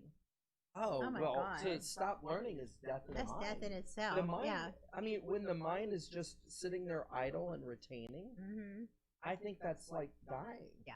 The mind is living when it's sponging information and data and experiences in. Yeah, absolutely. Yeah. You know, and you know, because at the end of the day, I've heard this said by other people too. As humans, we're going to disappoint each other. Yeah. We're gonna let each other down. Just make sure it's somebody that's worth it. But remember that when you know, once again, empathy basically gives us a realistic perspective. And do we want to disappoint our wives and our husbands and make our friends angry? Do we really want to do that? No, we don't really want to do that. Of course not. But remember that when we say to our spouse, whatever we say, if it accidentally backs your spouse into a pole with a car, they're already embarrassed. You know, if they had an accident or did something that they messed up in your car, they're already embarrassed and angry at themselves and worried what you're going to think if you have an accident in their car. But what if you show grace here? Yes. What if, contrary to what they thought was going to happen, what if you realized it was just an accident? You're able to see that rage is the last thing that they need right now. Exactly. That is all possible because you put yourself in their place. Exactly. How many times? Empathy and compassion. It is. And then number 3 is to make dreams a reality. You know, using empathy, because our life goals and dreams come in many shapes and sizes, but all dreams have one thing in common: persistence. That's it. Yeah. Because alone, it's hard to keep motivated.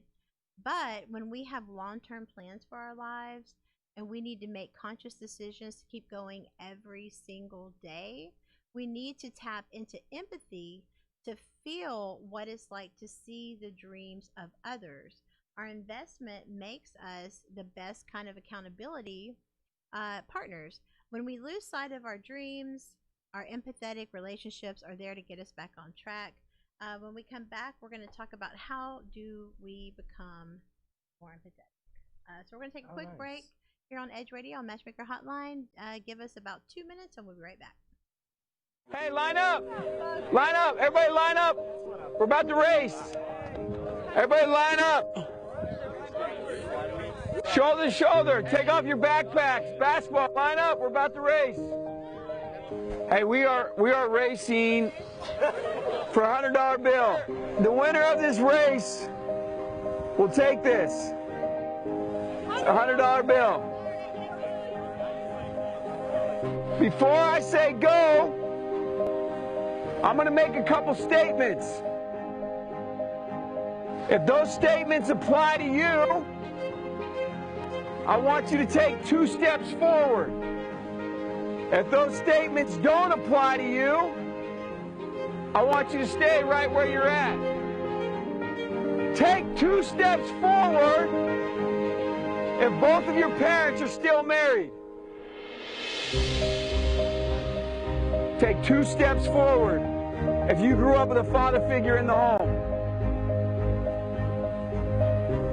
Take 2 steps forward if you had access to a private education. Take 2 steps forward if you had access to a free tutor growing up. Take 2 steps forward if you've never had to worry about your cell phone being shut off. Take 2 steps forward if you've never had to help mom or dad with the bills. Take 2 steps forward if it wasn't because of your athletic ability, you don't have to pay for college.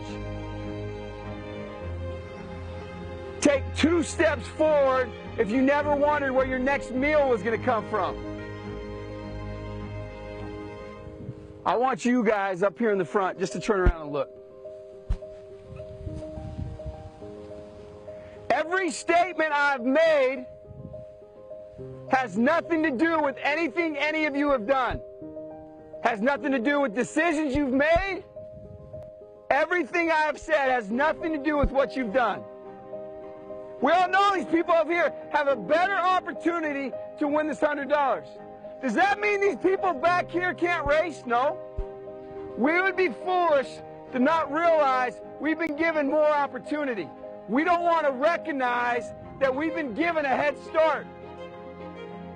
But the reality is we have. Now, there's no excuse. They still got to run their race. You still got to run your race. But whoever wins this $100, I think it'd be extremely foolish of you not to utilize that and learn more about somebody else's story. Because the reality is, if this was a fair race and everybody was back on that line, I guarantee you some of these black dudes would smoke all of you. And it's only because you have this big of a head start that you're possibly going to win this race called life.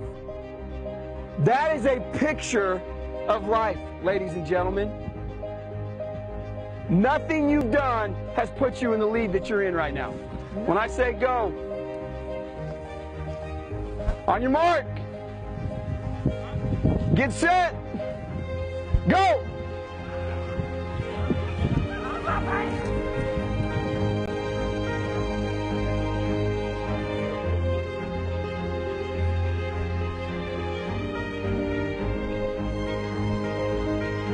If you didn't learn anything from this activity, you're a fool.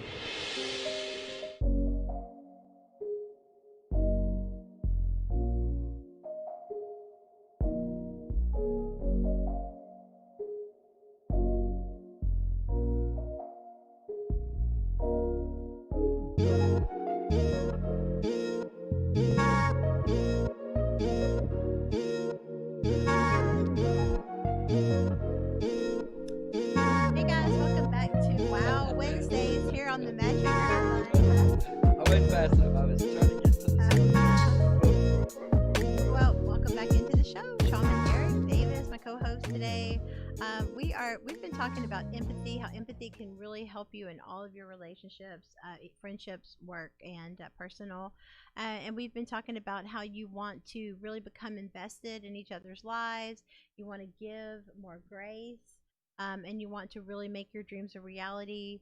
And then before the break, we were asking, how do we become more empathetic? That's the main thing, because if it's easy to hear this and understand that, but when you go back into the real world, as I call it, where you're listening to the radio, you're watching TV, you're watching all your shows, none of that is about empathy. It is all straight ego based. So in a world where the ego rules, it can be very challenging to figure out how do I become more empathetic, and what if empathy doesn't come as naturally as we like? Right. Yeah. I just want to say that for some, empathy is a challenge. It's difficult. Yeah. Some people are pretty self-absorbed and Yeah. self-focused, and their vision is the nucleus of their life. Yeah. And when folks work on themselves, then they start looking at the diaspora and the others around them, and empathy is in alignment with compassion. When you look at how you want to be treated in a situation that someone else is in, then you're somewhere between empathy and compassion. When you look at how you think they feel in the situation and relate it to yourself, then you're into empathy. When you look at how you think they might feel and you want to improve that situation, and with any reasonable bit of anything you have to offer, you're looking at enlightenment. Right. Wow. Alrighty then. There are a couple of phrases that I think you can use to add to that that help you stay focused on your empathy. One of them is "I notice you." Remember our busy agendas. We need to deal with that first. We need to set aside our own agenda temporarily because you want to be empathetic, not devote yourself entirely to others. We're not talking about building a boot and rescuing people. Right. We're talking about being empathetic temporarily. Yeah. Here is what it's like to miss someone else's perspective. A father calls home and his 4-year-old daughter answers the phone. He asks her, "Is mom home?" She nods her head yes. After hearing silence, the father asks again, "Is mom home?" The daughter nods again. "Are you still there?" She nods yes. The daughter doesn't even realize that her father can't see her, and we've all done this to loved ones. We need to learn to see from others' perspective. The next one that you could say is, I feel you. I feel you. Here's the thing about people, plainly stated. Our emotions is not our strength. It's not. It's a practice. It is over time. It's in progress. Man, it feels like by the time you master it, it's like, okay, it's time to it's time to leave the earth. But hopefully you'll learn sooner than I did. Well over half of all communication is nonverbal. If we don't recognize body language, facial expressions, and eye contact, then we're missing out on most of the message. So we need to turn on our emotional radar.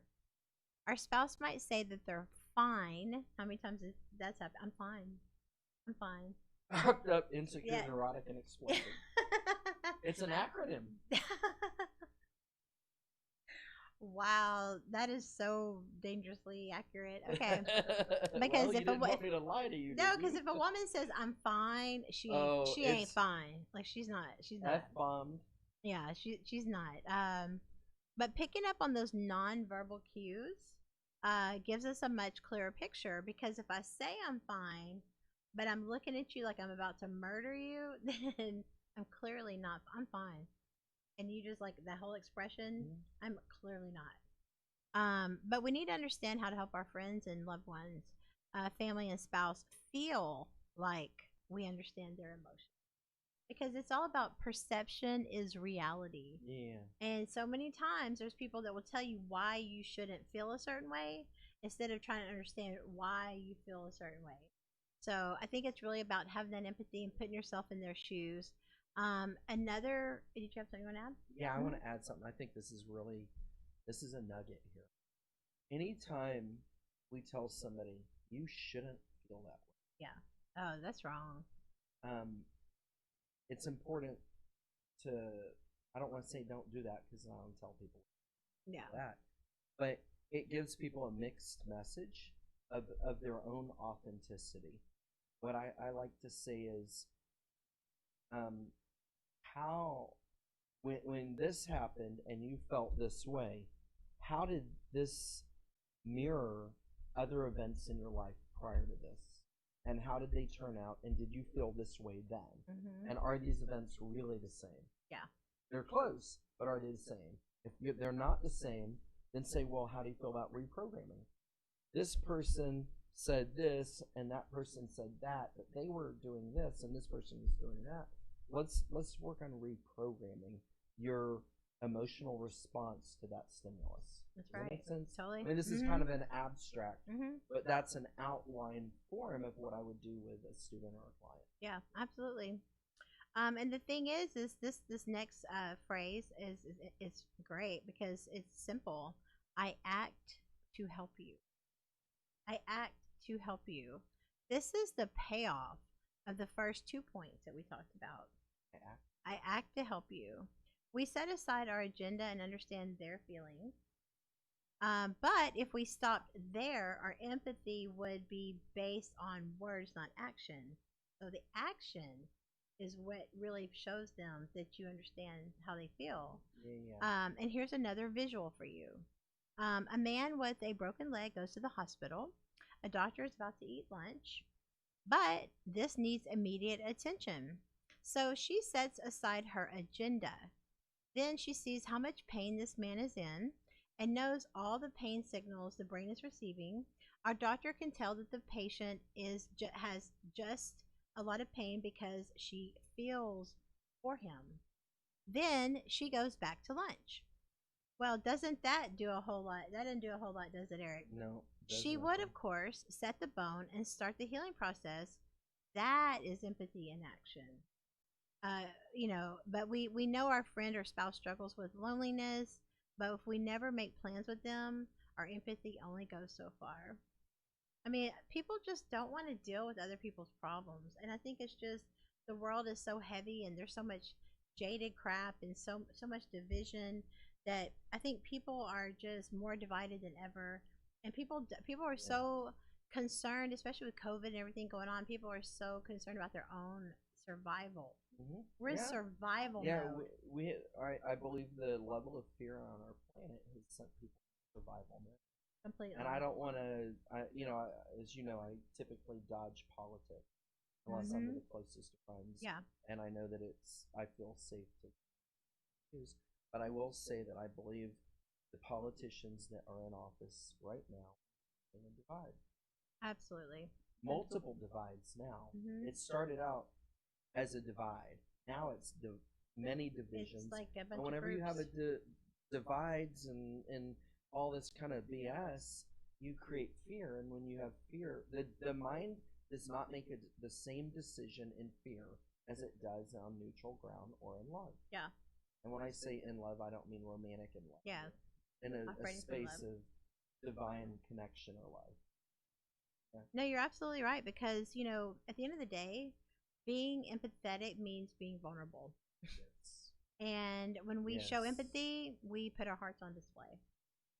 And one thing to remember is that vulnerability is contagious. Yeah. When one person opens up and makes themselves available, then the other feels like it's a safe place that they can also open up as well. Empathy allows relationships to become vulnerable enough to grow. Yeah. What you think? So, do you have anything you want to add to that? I think we have to take one more break. We have another break coming up here in a minute, and then we're going to come back and we're going to give you some signs that you're dealing with a toxic person. Yeah, I want to add a couple things to that and say that kindness, compassion, empathy, vulnerability are all really sexy. Hey, aren't they though? They are once sexy you're healed, to the my max. God, yes. Yeah, sexy, sexy, sexy. Once you're healed, it's kind of like, oh my gosh. Yeah, I like that. I mean, I want more of that. And your spirit just automatically rejects anything that is, once you've elevated off of that level of that 3D earth ego, once you're off the ego, Yeah. You're kind of like, you see it, you smell it a mile away, But what we want to do, we want to close the show. When we come back from our break, we're going to talk to you guys about major signs of toxic people, because toxic people are sometimes the hardest people to separate ourselves from, but are also the most necessary. And all friendships and relationships will have their trials, but and growing pains. But at the end of the day, you should feel at peace in these relationships, not that you're going crazy. You gotta cut some people off, and you gotta cut people loose, because if not, you're gonna keep playing yourself. And again, back to the energy, major signs of toxic people. So get on your self love journey. Quit your BS, man. Get real, get truthful, and I'm not saying beat yourself up, but get into your truth, get into your real. Find out why you're picking the people you're picking. Find out if you could use a little bit more empathy to be a better friend, lover, spouse, coworker, yourself. And then when we come back, we're going to teach you some major signs of some toxic people. So hopefully today you guys have had a few wow moments, like, wow, I didn't even think about that. Nuggets, takeaways. Yeah, take away the nuggets. Enlightening moments. All right, guys, so we're going to take a quick break. And when we come back, like I said, we're going to talk about the major signs of toxic people. And hopefully we can help you get rid of those toxic people out of your life right here on the Matchmaker Hotline on Edge Radio TV. We'll be back in 2 minutes.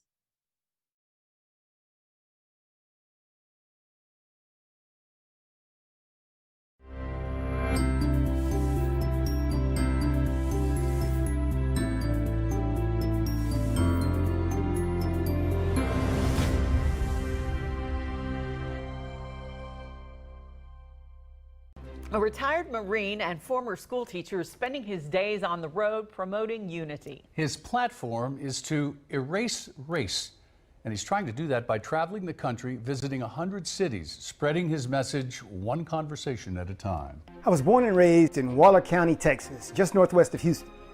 As a child of the 60s civil rights era, I lived in a city that was probably 100% black at the time, and that city, Prairie View, Texas, had an educational background that far exceeded the national average. Because of this uncommon occurrence, I grew up lacking the sense of inferiority that many black people experience as a result of segregation and the remnants of the Jim Crow era. In Prairie View, the smartest and most able and capable people the children of that city saw daily were always black.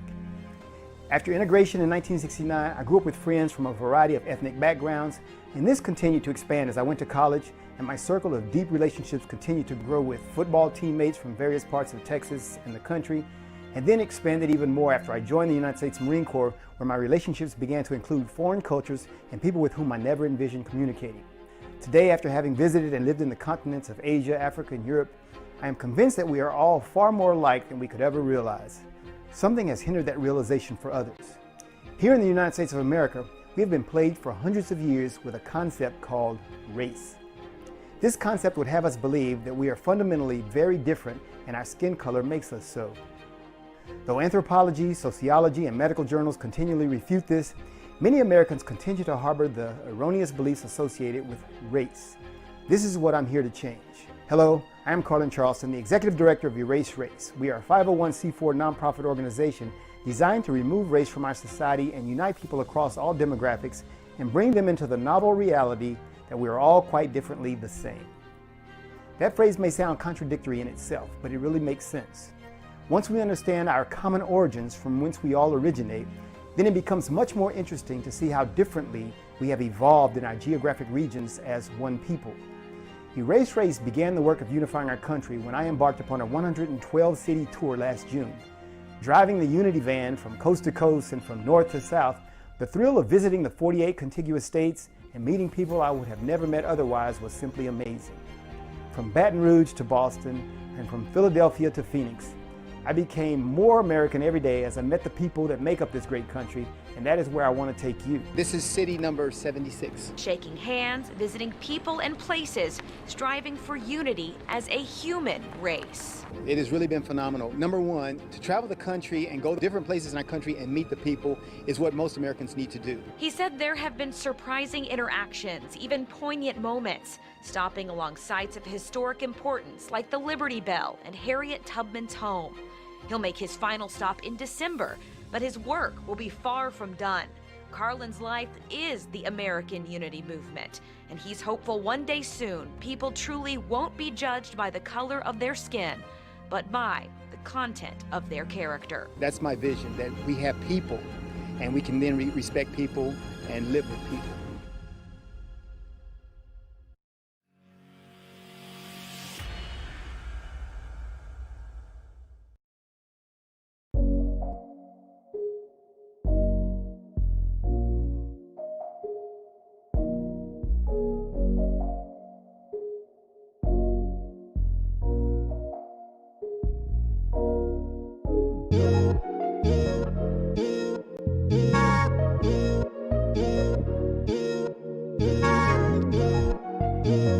Hey guys, it's your girl Matchmaker Hotline. It's Wow Wednesdays here on the Matchmaker Hotline. Man, we've had a lot of good knowledge today, huh? Yeah. We've been talking a lot about trying to help you guys on the self-love journey to really live in your best life. So let's talk now in the last part of the show. We want to talk about major signs of super toxic people, because if you don't recognize it, then you won't really ever change your life into something better. The first sign of someone who's majorly toxic is that they are always better than you at anything. You ever notice that? Like, it, especially I notice this with moms. It's like, well, my kid did this and my kid did that. Well, my kid made the honor system and my kid, you know what I mean? Or, oh, I got these new shoes. Oh, I got some Louis Vuittons. Oh, well, I got, you know what I mean? And it's like everything that you say, they're better than you at anything. Like, everything is a competition. What do you think, Eric? I'm capable of competition in sports, but usually I don't. Yeah. But I believe that people that get vested in being better on those levels have some deeply pitted wounds that come from childhood. Yeah. And I'm not saying that's bad or they're bad or they're not. It's just that's where I believe where that usually comes from. Yes. And I think it's better to, if I want to talk about my kid, I'm like, okay, well, this is what my kid's doing, and I'm grateful, Dad, and I'm gonna, just leave it at that. Or okay, I'm gonna brag about my kid for 20 seconds. And some people can't help themselves, Yeah. though. It's like you say something good about your kid, and they just like can't help but make it a competition. I just think, Yeah, I'm not so much into the competition. yeah, I don't like that either. My kid's always better.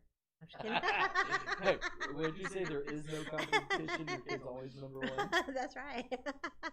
We'll squash that right now. But but no, but it's true. I think at that point, that's where you have to recognize that that's just their ego talking, and you can engage in that, or if you want to. But honestly, is that going to get you anywhere down the line toward your goals or living your best life? If you're literally standing here wasting 15 minutes of your precious life comparing whose kid is better or who drives a better car, who lives in a better neighborhood, really, who cares? Again, you can't take any of that stuff with you. Right. So I think it's just somebody who is definitely always better than you. You might want to look at that and kind of beware, because that they're always trying to compete with you. And hey, and be aware. It can be family members, it can be loved ones, it can be sometimes the people closest to you. And I think that's been part of the hardest part of the journey, is realizing how many people really are trying to get a seat up close so they can see you fail. You know what I mean? Yeah, Like, it's amazing how many people take pleasure in other people's. yeah, that's why I think even if I reality don't shows like are so big. somebody, I hate to see. I think that's why reality shows are so popular, because it's nothing but a big train wreck. People, and they were talking about that with Tamar Braxton right now, and going through some of the stuff, and she had even came out, was basically saying that you gotta be careful when you do these shows, because you give them permission to kind of script it and write it and make you look however they want. So everything that glitters isn't gold. You gotta be super careful when you're signing on to these kind of major network shows, what you're actually signing up for. And if you're so anxious to be better than other people, because it's not Yeah. about you hitting a goal, if it's about looking good or looking important in front of Yeah. other people, you can get really trapped up doing that kind of stuff. Big time. Gotta be super careful Yeah, with if that. you're trying to look better or sound better, and I'm not saying there's anything bad about it, but that's about the ego. Hmm. If you're wanting to do better for the universe, that's from the heart.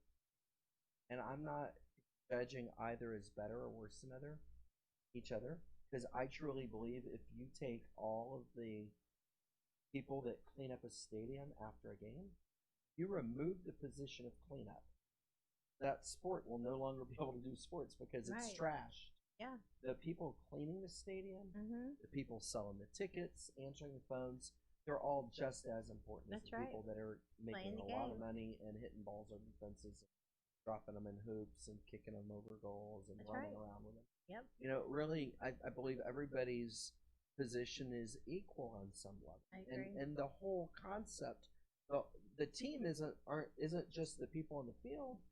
The team are the coaches, the people selling the food, the T-shirts, the souvenirs, people in the skybox doing the announcements, the people promoting the game. All of those are part of the team. And if you remove one facet of that team, it can collapse. Yeah, I agree. We And all I need don't each think other. any one position is more important than the other. They're just different, and some get a lot more hype and credit for what they do, and some may be looked down upon. But that's ego too. It's all ego. I mean, that's what my dad said. The janitor and CEO, give them the same respect. Who cares? We all are a piece of a puzzle, and everybody can't do the same thing. It won't work. Yeah. This next one, Eric, was particularly hard for me because I dealt with this in a past relationship. Was that they were never happy for my accomplishments or my achievements. They were trying to compete with me. I would notice that, like, if I would post something or share a victory, they literally didn't like it because they didn't like it. And I think that was really hard for me because it's one thing if it's like haters or haters are confused fans to me, but but if it's somebody that you are in love with or a personal relationship, that can be the hardest because that's one of the things people have always kind of, the question is, should people that are in, like, let's say the entertainment business, should they be with somebody in entertainment or should they be with somebody who's not? The catch-22 is somebody who's not definitely don't understand that part, and it looks really, it looks very sexually oriented, and it looks like it could be tempting, and it looks like there's a lot of danger to being with somebody in entertainment because of all that lifestyle. But the other side of that is somebody in the lifestyle. If, let's say that you're both comedians, and or even you're comedians that are friends, and I had one female comedian tell me, she's like, we're friends going after the same job. And so when you look at it like that, but at the end of the day, it doesn't mean you don't have you can't be happy for other people's achievements. If you have an abundance mentality and realize that there is enough for everybody out here, God made us all unique. We all have our different gifts to give. You're not going to be threatened by anyone because you understand that they have a purpose just like you do. And once you take it to even a deeper spiritual level and realize we're all connected, we're all God having His human experience, that we look different, come from different walks of life, but that should be nothing that divides us. That should be something to learn about. I want to throw something out there that for many of the couples that I've done work with, when one person is rising in or their hobby or something of interest, and they're literally rising, and the other one starts picking at it and tearing it apart. Yeah. When you do a 3 or 10 or 20 hour session with them, you find most of the time, more times than not, is the one that gets upset about it is afraid they're going to level up and not want them. Exactly. Or level up and look down upon them. Mm-hmm. And so it's it's almost a call of the wild. They're fighting to keep their spouse by trying to hold them down. That's interesting because that's ego, not love. Lady Gaga, even in one of her interviews, she was talking about how her ex basically didn't believe in her and laughed at her, and told her, you ain't gonna be nothing. And she's like, you know what? Someday you will hear me on every cafe in America. You know what I mean? And it's Lady Gaga, so you know how that works. But that's been the thing. It's like I can see that. And my ex even told the guy that introduced us, he's like, Amber don't need me. What does she need me for? She's on this right path, and this is what Wendy Williams did to blow up, working with the radio stations and doing all this stuff. And it's like, now that's part of the case. It's like, I mean, I've been doing TV and radio for 8 years. Like, who cares? I'm still the same person. But that's why you got to get to know the person so you can be happy for their achievements. Because if you don't have that friendship in your relationship, my ex could have simply got through that by knowing what motivates me to be in entertainment. It was a necessity. When I first started, I had no money for PR, marketing, or advertisement. So I had to start doing comedy. You know what I mean? Yeah. But my real passion is to cure the divorce rate. Yeah. So why would you fight against that? You should want me to get more platforms so that I can get the message out there about that. But he is more of that ego-based person who he does it for the fame, the fortune, and the women. You know what I mean? Right. So of course we judge others how we see ourselves. So he's looking at me like, she must be doing it for the same thing. No, if you really stopped and got to know me, you would know I'm the same person I've been from the beginning. Nothing's changed other than I just really work harder to try to get it out there at this point, But if they're never happy for your achievements, then and I even had one guy tell me, he's like, if you would just quit being a matchmaker and comedian, and you would just go back to school and become a nurse, we could get married. I don't like blood, bro. Like, I'm not trying to do that. Like, I'm a matchmaker. Like, it's a gift. Like, right. You know what I mean? Just stop who you are and just go do something else because of that insecurity. He just didn't feel secure with that. Right. And I even told one guy that I was singing at my church. He's like, oh, well, you need to stay focused on doing things that are going to make you money. And I'm like, wow, thanks for your vote of confidence there. But when you're trying to be with somebody and they can't be happy for you, that will kill your relationship.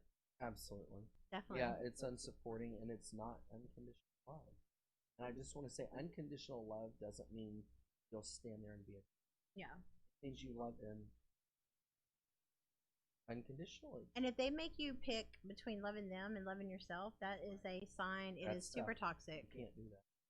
Because the next one, if you always feel emotionally exhausted after you meet them, if it's a battle, it's an argument, it's a fight, it's something going on. If they're draining you, they're using you, they're like an energy vampire, they're sucking the life out of you and they're never giving back into you, they're toxic. Some people are so freaking miserable. Misery loves company. Misery loves to bitch and moan and nag and be negative. And if you get around somebody, guaranteed one thing, if people will talk about someone else to you, they will talk about you to someone else. So Absolutely. How people do one thing is usually how they do everything. So you want to be very cognizant that if you're feeling emotionally exhausted after you meet with somebody, that's your clue that they're toxic. You want to add anything for the break?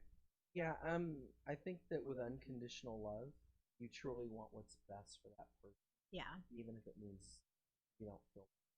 I remember when you said that, Eric. You said unconditional love is when you literally, like, even if they're not with you, if they're not together, and you can still love them and want what's best for them, even if it doesn't mean you don't get what you want.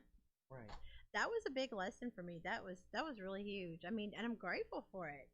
Yeah. Because it's a hard lesson to learn because, in a toxic family that we grew up in, it was like screw you and F you and forget you and hate you and it was never unconditional. It was either do what I want with conditions or I don't love you. Yeah. And that when you've learned that the hard way and you've been hardwired to that, it definitely can be very hard to unwire that. But if you are always feeling emotionally exhausted when you're with somebody, they're super toxic. When we come back, we're going to talk about a few more tips that you might be dealing with toxic people in your life and give you some advice on how you can get that out of your life for good. We'll be back in about 2 minutes here on the Matchmaker Hotline on Edge Radio TV. See you in a minute.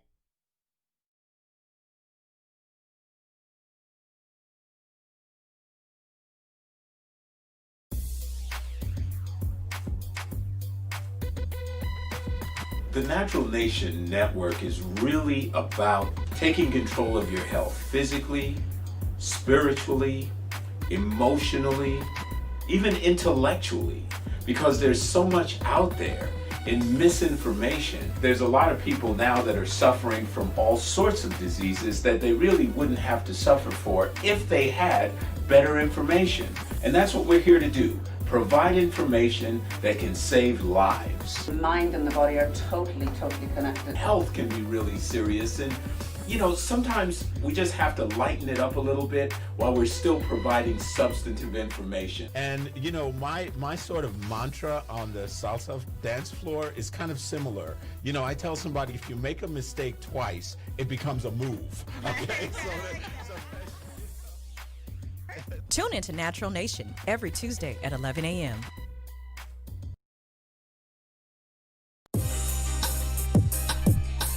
Well, hello out there. Hey, my name is Dwayne Hines, Real Talk Real Estate, along with my sidekick, Damian Hughes. Hey, and we are the double D's of real estate. So look, if you're out there and you've been interested in owning a home, but you've been getting run around and you don't know how the process goes, hey, dial the number on the bottom of your screen. Give us a call. Get some real talk, real solutions on all your real estate concerns. We are the double D's of real estate. Be sure to catch us every Wednesday on Edge Radio at 11:30 for Real Talk Real Estate. D. Hines, Damian Hughes, the double D's.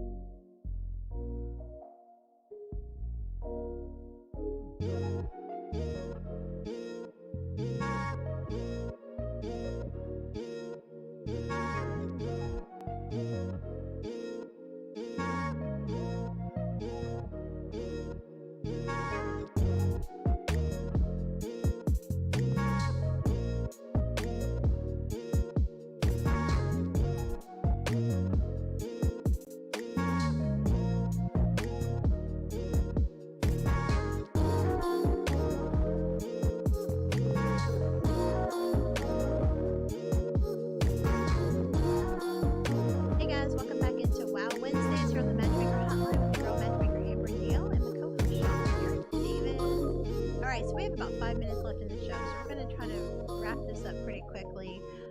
But basically, we've been talking about some toxic traits that people exude, so you know how to avoid them like the plague. And so the next one is they always bully your insecurities and make you feel like you're not enough. And I think we kind of talked about that last. I don't have to repeat that, but that's pretty If you're not self-explanatory. enough, don't let the door hit you in the butt on the way out. Seriously, yeah, you don't want somebody that bullies you in a relationship and makes you feel, and you know, love should make you feel. There's a saying: if it disturbs your peace, it's too expensive. Love is not perfect. I mean, you're gonna let each other down, as we talked about earlier, but let it be somebody that's worth it, not somebody that makes you feel worse instead of better on the regular. And then this is similar to what we talked about earlier, is that they don't support your dreams and goals. I can tell you too, from personal experience, probably the kiss of death for me in a relationship, whether it's a friendship or a romantic relationship, has always been, you don't believe in me. If you don't believe in me, then why are you friends? Like, why are we even friends? Like, if you don't even believe in me, like, what's the point? Are you here to watch me fail? Like, I mean, because you can't root for me and be happy for me. I want to go back to what we said. And I think when a partner stops believing, and starts putting you down, that the problem is that they don't believe. They probably do believe it. They're afraid of your power and your success, and that you'll want to level up. I agree with you, Eric, because I know even that situation with coworkers where, you know, they literally act like you're nothing, but they're really just insecure. As soon as your success starts becoming apparent and your success starts shining, and people want to tell you you're not right or not doing this or not doing that, unless you're stepping on heads and being unethical, they're jealous. You know, they don't want you to leave them in the dust, and they don't want their lack of success mirrored with your success.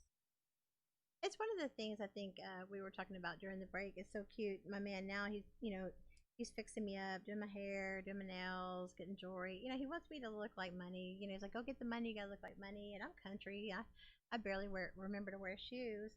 But the fact that he's not insecure, the fact that he is confident enough to make me better, that is what I'm talking about. That is support. That is somebody that believes in you, and I appreciate that. And then he can be authentic and tell you how he's feeling about that. Yeah. That's beautiful. Totally. That's great. Yeah, That's really absolutely. good. Kudos. Kudos to my man. I give him one more stamp of approval. He's a good dude. Not that you need it. The next tip that you might be dealing with somebody toxic is that they make you feel guilty for not putting their needs first. Ooh. That's like self-explanatory. I mean, it's okay to be a give and take and put others before you sometimes, but if you're not in a reciprocal relationship, it is toxic. Reasonably. And then a couple tips we're going to go through real quick because we're running out of time is they constantly lie to you and they never keep their word. Toxic liars, like liar. I mean, I'm sorry. At some point, why are you lying? Because people only lie when they're scared. Why don't you just be real and tell the truth and not be toxic? That would just be too hard. I mean, are we asking too much? I mean, seriously. Yeah, when people lie when the truth would be better. Yeah, there's a problem. Exactly. And the last tip we have for before we go to our last break is it's always you who listens and helps with their problems, and they're never there for you. So I think you just have to be super mindful of the people that you're around. If it's just really all about them and it's never there, they're never there for you. That's pretty self-explanatory. So basically, you know, this has been a really great show, Eric. We've talked about a lot of great topics. Did you have any final thoughts before we jump to our last break here? Yeah, I just want to ask everybody to check in with yourself and see if being kind, compassionate, empathetic, and loving to everybody around you feels good. Absolutely. And if it does, please do it. It takes more muscles to frown, is what we're saying. All right, guys. Well, we're going to take a break, and when we come back, we're going to wrap up and tell you how you can get in touch with us here on the Matchmaker Hotline. Oh, okay. Well, we're not going to take another break, actually. Let's go ahead and wrap up the show. Eric, what's your social media? Facebook is ERIC space DAVIS, Eric Davis, and there are a whole truckload of us. I mean, you would not believe how common that is. So anyway, look at the picture to see if it's me. Right now I'm on this suit. And then text message 713-397-7717.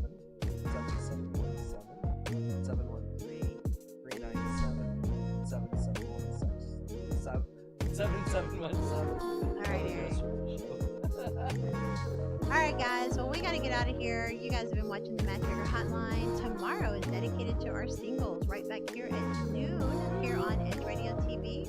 For more information about me, AmberNeal.com, you can also go to Maridate.com and find out more about Houston's first private social club launching this winter for couples only. And we'll see you back here on the Matchmaker Hotline on Edge Radio TV tomorrow at noon. Stay tuned.